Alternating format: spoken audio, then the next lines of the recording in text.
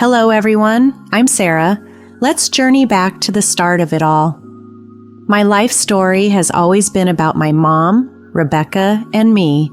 We've been an unbeatable team from my earliest memories. My father left us when I was very young, leaving behind only faint memories that blur at the edges. It was always just my mom and me, taking on the world together. Although we weren't wealthy, my mom went above and beyond to ensure we had everything we needed, a safe home and food on our table. We lived in a modest apartment in a peaceful neighborhood, and it was perfect in my eyes. Growing up without a father figure, my mom became my everything, my unwavering hero. After finishing high school, I chose to stay close to home for college, attending the local community college. The thought of leaving my mom by herself was unbearable. She had sacrificed so much for me, and staying nearby was the least I could do. At that time, I was still figuring out my path in life, but I was content knowing that things would eventually fall into place. Life was simple, yet fulfilling for us. Eventually, I landed a job and worked my way up to managing a local retail store. It wasn't a glamorous job, but I loved books, and it felt like the right fit. My mom was ecstatic when I started contributing financially, easing some of the burden off her shoulders. Then Brian entered my life. We met when I was 21 in a serendipitous encounter at the retail store. I was absorbed in organizing a shelf when he came in looking for a book recommendation. We started chatting, and one thing led to another.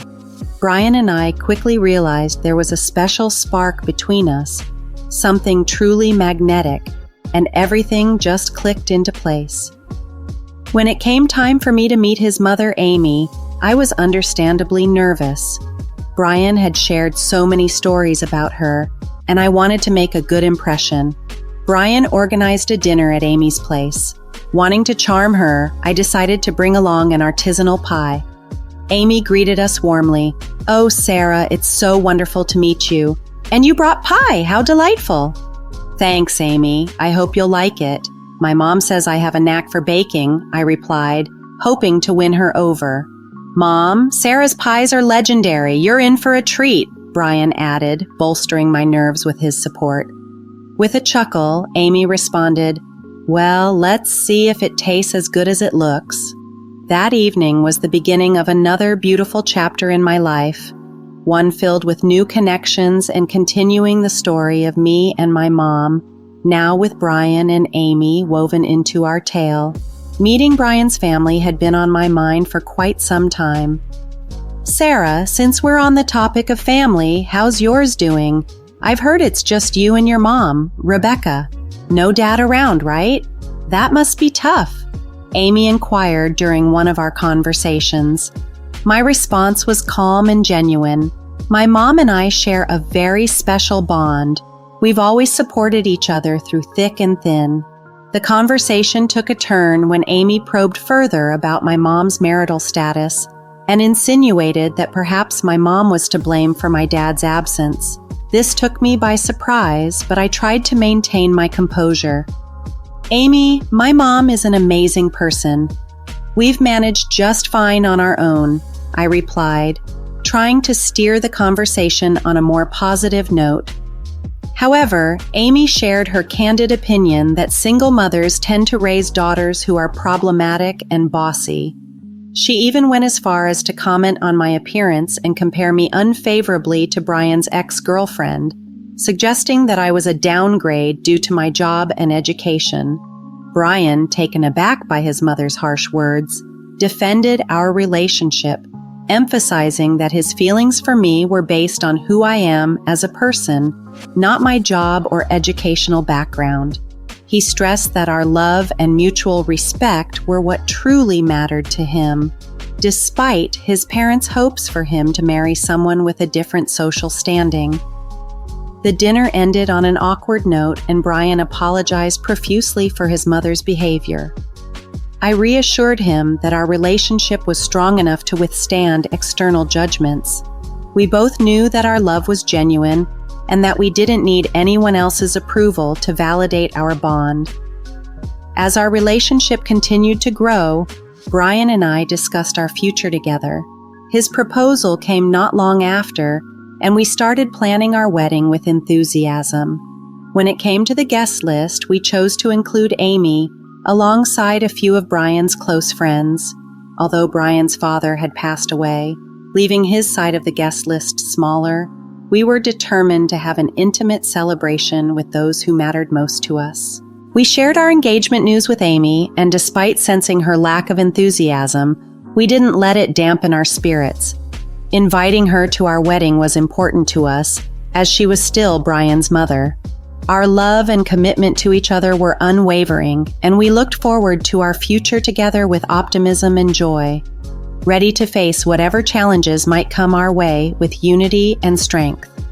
Wanting Amy to feel included in our joyous occasion, Brian and I decided to personally visit her to extend our wedding invitation. With hopeful hearts, we knocked on her door. "Hi, Amy, we came to talk to you about our wedding," I started with a smile. "Oh, the wedding, huh?" Amy responded, less enthusiastically than we had hoped. "Mom, it means a lot to us to have you there," Brian chimed in, his voice filled with sincerity. "It's a really special day for us, and we want you to share in that joy." Despite our efforts to convey how much her presence would mean, Amy seemed uninterested. "Well, isn't that sweet? But honestly, I've got other things to do," she remarked dismissively. Trying not to let her response dishearten us, I said, "Amy, despite our differences, this day is about celebrating love, and it would mean the world to us to have you there." Her hesitation was palpable. "I'm just not sure it's a good idea," she finally said. When the wedding day arrived without Amy, it was a tough pill to swallow. Despite numerous attempts to convince her, she chose not to attend. Brian's friends and family filled the venue, yet the void left by his mother's absence was unmistakable. Brian did his best to remain cheerful, but the sadness in his eyes betrayed his true feelings. It's hard to see your partner so disheartened, and there was little I could do to ease his pain. We moved forward with the ceremony, determined not to let the situation overshadow our happiness. Brian, with admirable strength, insisted we focus on the joy of our union rather than dwell on who was missing. However, as the months passed, Amy's estrangement continued, casting a shadow over our newlywed bliss. Her deliberate distance affected Brian, though he never pointed fingers at me. When Brian's birthday came around, we hoped to mend fences with a small family gathering. Unfortunately, our invitation to Amy was met with silence, further wounding Brian. My relationship with my mother had always been strong and supportive, a sharp contrast to the strain between Brian and Amy. I couldn't help but feel guilty, wondering if I was the reason for their strained relationship. The bond between a mother and her child is sacred, and witnessing Brian's struggle with this rift was heartbreaking. It pained me to see him yearn for a connection that seemed increasingly out of reach, and deep down, I hoped we could find a way to bridge the gap and bring Amy back into our lives, for the sake of our family's unity and Brian's peace of mind. Feeling the weight of the rift between Brian and his mother, Amy, I couldn't shake the feeling that I might have unintentionally played a role in their estrangement. "Brian, I can't help feeling like I'm the reason your mom is keeping her distance. It's as if she's avoiding you because of our relationship," I expressed to him, my heart heavy. Brian, ever the reassuring presence, replied, "Sarah, you can't take the blame for my mom's choices. She's the one staying away, and while it hurts, her actions are on her. Despite how hard this is, you need to know it's not your fault. I love you just as much, and we're in this together.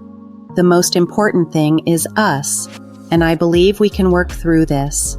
Driven by love and a deep-seated desire to mend their relationship, I decided to confront the issue head-on. Without informing Brian of my plan, I made my way to Amy's house, hoping a heart-to-heart conversation might bridge the gap between us. "Amy, it's been half a year since we've spoken. Don't you miss Brian? He's felt the absence deeply, especially during significant moments like our wedding and his recent birthday. While you may have reservations about me, I'm asking you to reconsider for the sake of your son. My bond with my mother is incredibly important to me, and I see how much Brian values his relationship with you. Perhaps we could give each other a chance? Amy's response was cautious, reflecting years of expectations and disappointments. Sarah, you're not what I had envisioned for Brian. I have my doubts. However, I'm willing to entertain the idea if only because I miss my son more than I can bear. Returning from Amy's without any concrete assurances, I chose to keep our conversation a secret from Brian, hoping that a positive outcome might still emerge as a surprise. Then, unexpectedly, Amy reached out to Brian, offering a glimmer of hope. She proposed a dinner at her new home, indicating her willingness to start anew.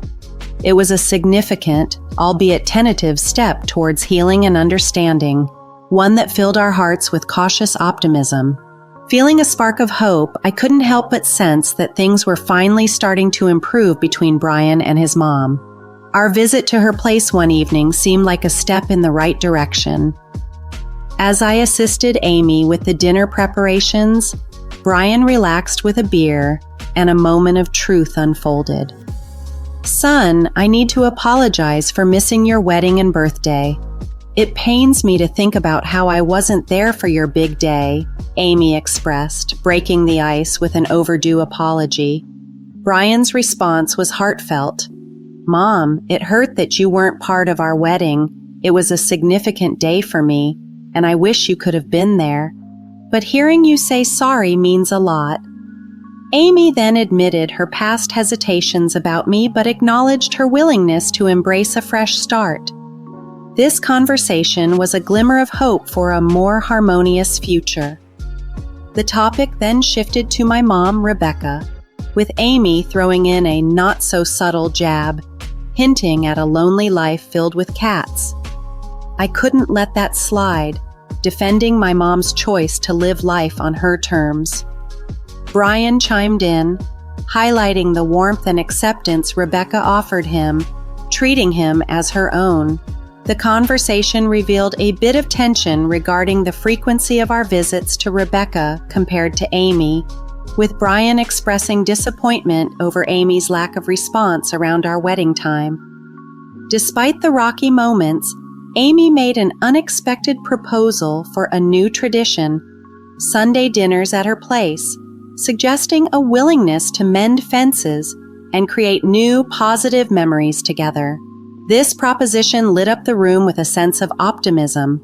The idea of starting new traditions signified a turning point in our relationship with Amy, showing her effort to reconnect and be part of our lives.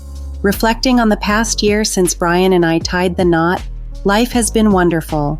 Brian's thoughtful gestures, like leaving breakfast with sweet notes before heading to work and surprising me with flowers every Friday, filled our daily lives with love and happiness. These small acts of kindness, along with our new tradition of Sunday dinners, were building bridges, slowly changing the dynamic with Amy. Though it was clear she hadn't entirely warmed up to me yet, her efforts to engage and be present were promising steps toward a more united family. Amy had her reservations about my mom, believing she was the root of some deep-seated issues. Despite these harsh judgments, I could sense her underlying desire to mend the strained relationship with Brian, which filled me with cautious optimism. Our visits to Amy had become a cherished part of our Sundays, slowly weaving a new thread in the fabric of our family life. These gatherings hinted at the possibility of building a stronger bond between us. Then, one ordinary Sunday, as we were preparing to visit Amy, an unexpected call turned our day upside down. My mom had suffered a stroke and was rushed to the hospital. The urgency of the situation meant canceling our plans with Amy, and Brian promptly informed her through a text. The thought of not being there for my mom in her time of need was unimaginable, so we hurried to the hospital, where anxiety and fear enveloped us as we awaited news. Thankfully, it was a mini-stroke, serious yet not as dire as we had feared. My mom was resilient, and her recovery began swiftly. I devoted the following days to caring for my mom, grateful for Brian's unwavering support. His visits were a comfort not just to my mom, but to me as well, reinforcing the strength of our bond. As my mom's condition stabilized, bringing relief and exhaustion in equal measure, our focus was solely on her well-being, putting other commitments on pause. Upon returning home one evening, physically and emotionally drained, Amy's unexpected visit caught us off guard. She expressed her frustration about our absence, seemingly overlooking the gravity of my mom's health crisis. "Amy, it was a critical time. My mom was hospitalized after a mini-stroke. We were terrified of losing her. Brian's support was indispensable, and it wasn't a matter of choosing one home over the other. We simply needed to be there for my mom," I explained, hoping to bridge the gap of understanding. Perhaps realizing the intensity of our situation, Amy shifted the conversation to a more immediate concern, her need to borrow our car due to her breaking down. Despite the tension, my response was immediate. "Yeah, of course, you can use my car tomorrow." It was a small gesture, but at that moment, it represented more than just a loan. It was an olive branch, extending beyond our recent disputes, hinting at the possibility of healing and mutual support within our evolving family dynamics. In a moment of need, Amy reached out, explaining she had an essential meeting to attend and needed transportation. Without hesitation, I offered her my car. With additional time off from the retail store and Brian having his vehicle, it seemed like a straightforward solution. "Of course, you can use my car. I won't be needing it for a while," I assured her, hoping to ease her stress. That evening, Brian mentioned the timely reminder Amy's car troubles had provided about his own vehicle's overdue maintenance. The next day unfolded with a plan in place. Brian and I decided that before heading to work, he would drop me off at my mom's house. We also agreed to lend my car to Amy, allowing her the freedom to return it at her convenience. Our itinerary included a stop at Amy's to hand over the keys, then a visit to my mom's, followed by dropping Brian's car at the maintenance center, and finally taking an Uber home. Our plan went off without a hitch. After a heartwarming visit with my mom, reminiscing and enjoying our favorite TV shows together, Brian and I returned home to find my car already back in the driveway, courtesy of Amy. However, the following day brought unforeseen distress. Receiving a call from the hospital, my initial fear was for my mom, but hearing Brian's name sent me into a panic. The hospital informed me of Brian's accident, and I hurried to his side, fearing the worst.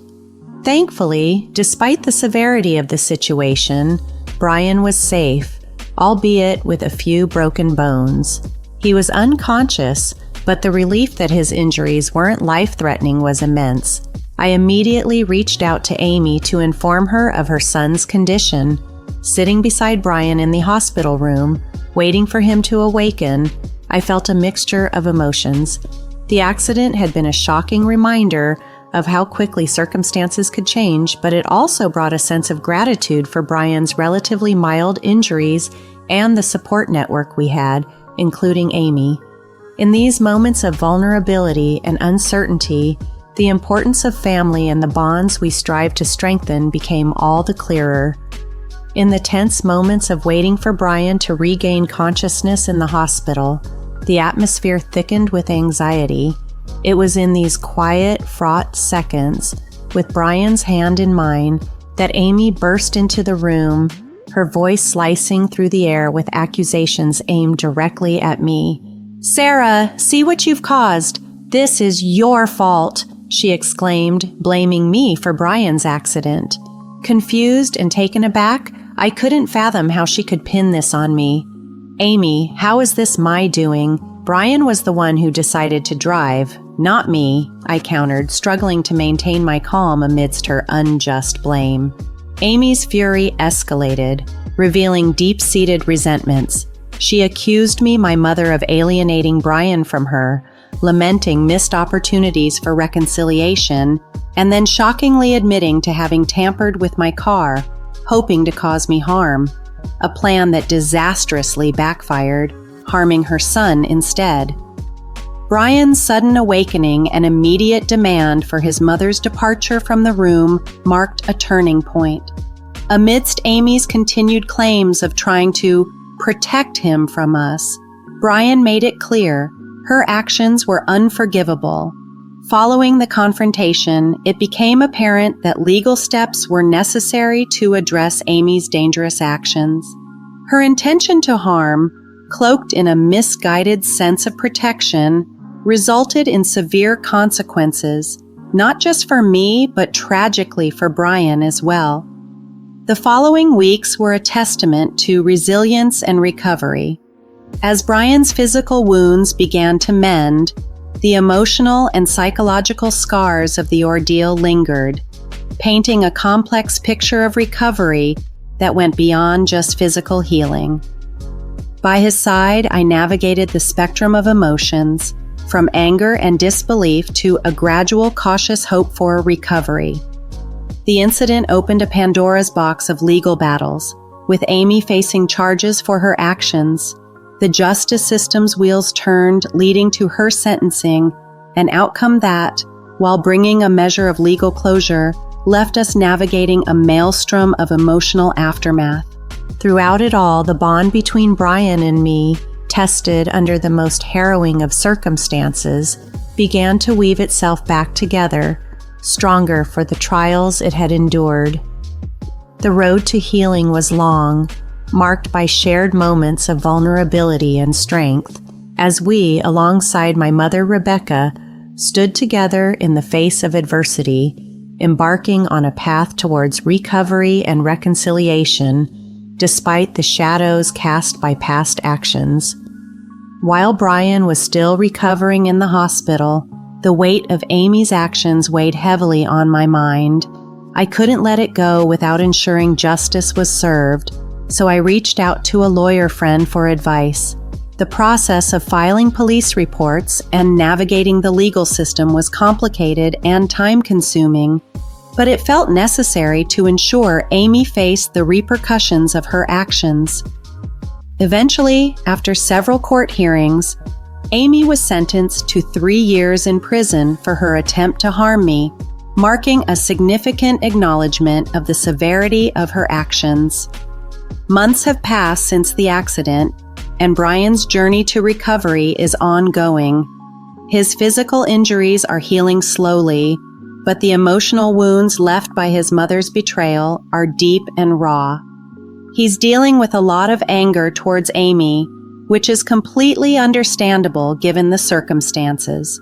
Through all these challenges, I've stayed by Brian's side, offering him support and comfort as best as I can. My mom, Rebecca, has been an incredible source of strength for both of us, helping us navigate this difficult time. We're all doing everything possible to create a supportive environment for Brian, helping him heal physically and emotionally. Despite Amy being behind bars for her actions, the idea of forgiving her seems almost impossible.